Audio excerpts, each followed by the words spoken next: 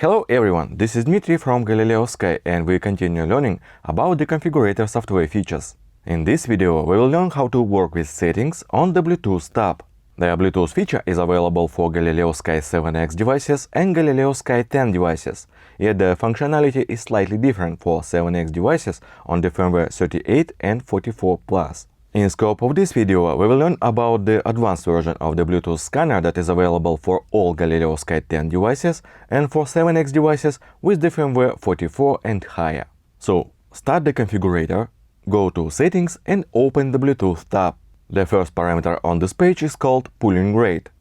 The name of the parameter doesn't exactly explain its purpose. The thing is that Galileosky trackers with the Bluetooth feature are capable for not only read the data from the wireless sensors, but also work as the Bluetooth sensor for other devices. As I've mentioned previously, we will return to the protocol page many times, and this is the case now too. On the protocol tab, we can see the first packet, the main packet, and the Bluetooth pack. In the Bluetooth pack, we can set the list of parameters that the tracker transmits via the Bluetooth channel.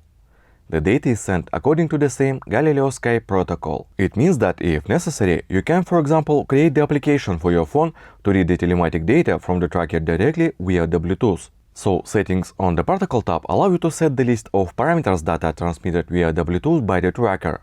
And the pooling rate parameter on the Bluetooth tab allow you to set the period how often the device sends those data packets via the Bluetooth channel. For example, my device is set to send the data packets each second. The sensor's timeout parameter allows you to set the time after which the device nulls values in the set Bluetooth tags after the tracker starts receiving the data from corresponding wireless sensors. For example, the default value 60 seconds means that the data in Bluetooth tags will remain in case of sensor data losses shorter than 1 minute. In the device name field, you can specify how the device will be named in the list of available Bluetooth devices when you scan the list of available devices with another tracker or with the smartphone. This parameter also changes the name of the device when you are trying to connect to the tracker with the configurator application via the Bluetooth instead of USB cable.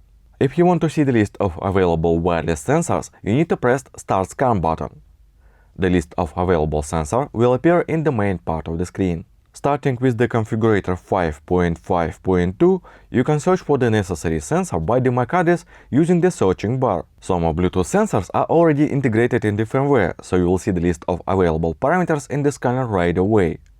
For example, this escort fuel level sensor. If you press the small arrow near the name of the sensor, you will see the detailed information for this sensor. The scanner shows the RSSI, the raw advertisement data packet, and the list of parsed parameters. In this case, it is battery voltage, the fuel level, and the temperature. So, all you need to do now to start receiving the data from this sensor is to attach the available Bluetooth tags to the necessary parameters. After that, go to the Protocol tab and add the chosen Bluetooth tags to the main data packet. Don't forget to apply settings. But what can we do if the sensor is not integrated with the firmware? It is not actually an issue. You can still see the raw advertisement data packet and parse it manually. To make the process easier, you can contact the sensor manufacturer and request the advertisement packet description. You can also use the original application for the sensor to at least see the current readings from your sensor, which would also make the task much simpler. So, let's try to parse the escort data packet manually, since we already can see the parse parameters, which also would be available in the original escort application. I am starting the scanning again to see the actual data packets from my fuel level sensor. I'm changing the configuration of the table to see the full advertisement packet. As you can see, the sensor sends 2 data packets.